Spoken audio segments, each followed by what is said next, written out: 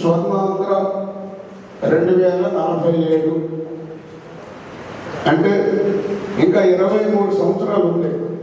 23 సంవత్సరాల్లో మనందరం మన దేశాన్ని, మన రాష్ట్రాన్ని అభివృద్ధి పదంలో నడిపించాలంటే ఏం చేయాలన్నది ఒక ప్రణాళిక.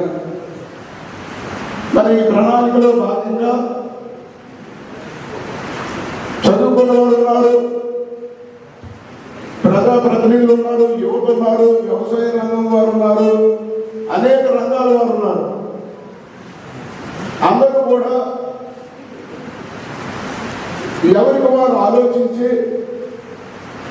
2029కి ఒక విధంగా, మరి అలాగే మరో 5 సంవత్సరాల తర్వాత ఒక విధంగా, అలాగే పూర్తిగా 2047 ఏదైతే మనం అనుకుంటున్నాం, ఈ 2047 వచ్చేసరికి అంచెలంచెలుగా మన దేశాన్ని, రాష్ట్రాన్ని అందరూ ఆలోచనలతో ముందుకు తీసుకెళ్లాలని చెప్పి మన ప్రధానమంత్రి గారు అయితేనేమి, ముఖ్యమంత్రి గారు అయితేనేమి ఒక ఆలోచన చేస్తున్నారు.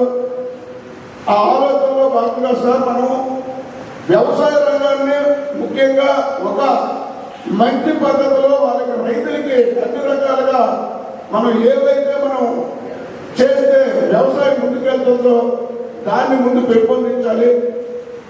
మరి అలాగే స్కిల్ డెవలప్మెంట్లో యువతను కూడా బాగా మనం ఆదుకొని యువతకు కూడా మంచి చేసి వాళ్ళకు కూడా మంచి ఉద్యోగ కల్పన చేయించాలి.